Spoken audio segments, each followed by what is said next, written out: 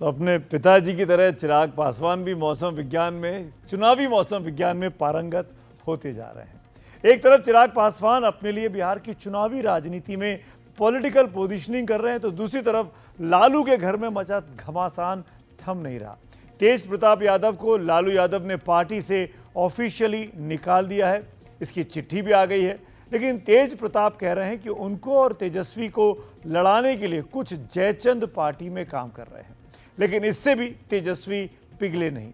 हाँ, आरजेडी के एक और सांसद सुधाकर सिंह ने तेज प्रताप की दो शादियों का समर्थन जरूर कर दिया है।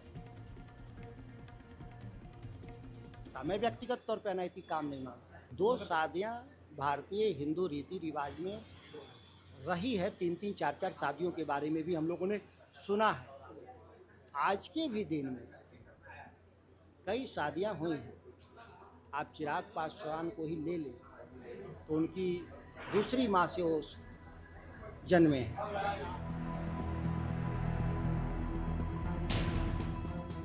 जब तेज प्रताप की दूसरी शादी का ऐलान कोई गुनाह है ही नहीं, तो फिर लालू यादव ने अपने बड़े वाले लाल को पार्टी और परिवार से निकाला क्यों?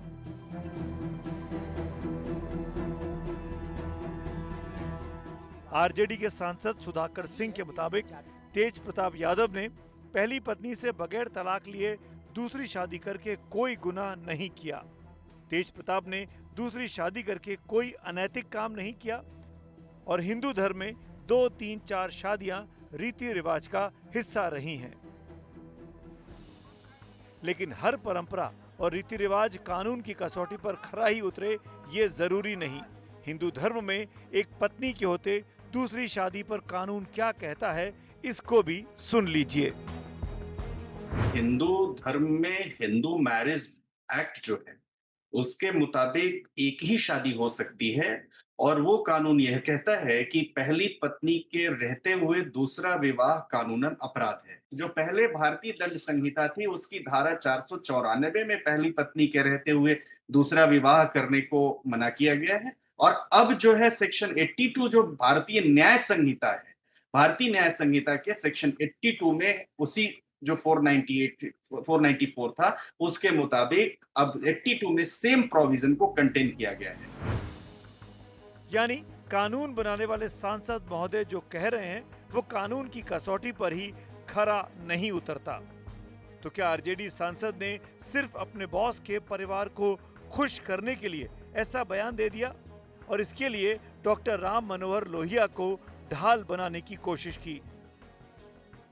राम मनोहर लोहिया के हम लोग चिन्हों पे चलने वाले, उन्होंने सप्त क्रांति में जो किताब लिखा कि हर स्त्री पुरुष के बीच सभी तरह के रिश्ते वैध हैं सिवा बलात्कार और धोखा का। आरजेडी वाले सांसद महोदय को सिर्फ रिश्ता दिखा, धोखा नहीं दिखा। अगर एक पत्नी से बगैर तलाक लिए कोई दूसरी शादी करता है तो ये धोखे की श्रेणी में आता है।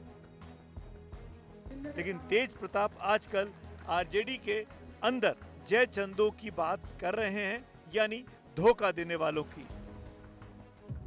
एक ट्वीट कर तेज प्रताप ने लिखा कि मेरे अर्जुन से मुझे अलग करने का सपना देखने वालों, तुम कभी अपनी साजिशों में सफल नहीं हो सकोगे। कृष्ण की सेना तो तुम ले सकते हो, लेकिन खुद कृष्ण को नहीं। हर साजिश को जल्द बेनकाब करूंगा, बस मेरे भाई भरोसा रखना, मैं हर परिस्थिति में तुम्हारे साथ हूं। फिलहाल दूर हूं, लेकिन मेरा आशीर्वाद हमेशा तुम्हारे साथ था और रहेगा। मेरे भाई, पापा मम्मी का ख्याल रखना। जयचंद हर जगह हैं, अंदर भी और बाहर भी। तो सवाल है, आखिर वो जयचंद है कौन जो लालू परिवार में फूट डालना चाहता है? ये जो भी मामला है इस पे राष्ट्र अध्यक्ष जी ने निर्णय ले लिया है और राष्ट्र अध्यक्ष सबसे अनुभवी है।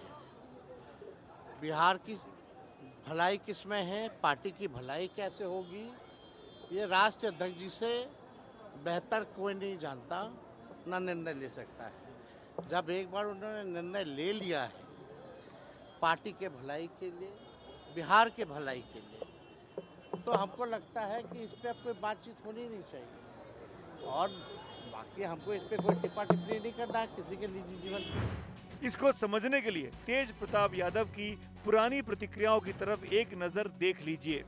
तेज प्रताप की नजरों में आरजेडी को नुकसान पहुंचाने वाले नेताओं की लिस्ट देखिए तो उसमें आते हैं तेजस्वी यादव के सलाहकार और राज्यसभा सांसद संजय यादव, आरजेडी के प्रदेश अध्यक्ष जगदानंद सिंह, जिनके बेटे सुधाकर सिंह को लगता है कि तेज प्रताप ने पहली पत्नी को बगैर तलाक दिए दूसरी शादी करके न अनैतिक काम किया है न गुनाह किया है, और बिहार सरकार के पूर्व मंत्री श्याम रजक।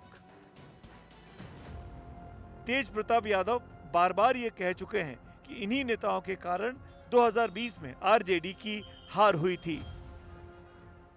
तो नियम के विरुद्ध जो जाता है हमको कष्ट हो जाता है, नियम के जो विरुद्ध जाता है हमको कष्ट हो जाता है। अगर इनके ऊपर जगदानंद सिंह जी के ऊपर अगर कार्रवाई नहीं होगा तो हम कोर्ट तक जाने का काम करेंगे, इस संविधान को लेकर के मुकदमा करने का हम काम करेंगे।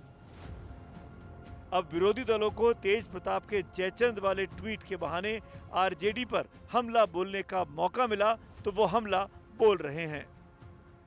कौन जयचंद है ये तो आदरणीय लालू प्रसाद जी और भाई तेजस्वी जी या तेज प्रताप ही बताएंगे। कौन उनके साथ साजिश कर रहा है ये तो उनके घर के परिवार का अंदरूनी मामला है। लेकिन मैंने जो एक नौमा अजूबा देखा कि भाई तेज प्रताप जी को ट्विटर के माध्यम से उन पर कार्रवाई हो गई, तब ये ट्वीट कौन करेगा? लालू जी कहा नहीं ट्वीट कर रहे हैं कि जयचंद कौन है? चुनावी साल में लालू परिवार के सामने ये बड़ा सवाल है, लेकिन उससे बड़ा सवाल है कि वो जनता को क्या बताएंगे। एनडीटीवी इंडिया की रिपोर्ट।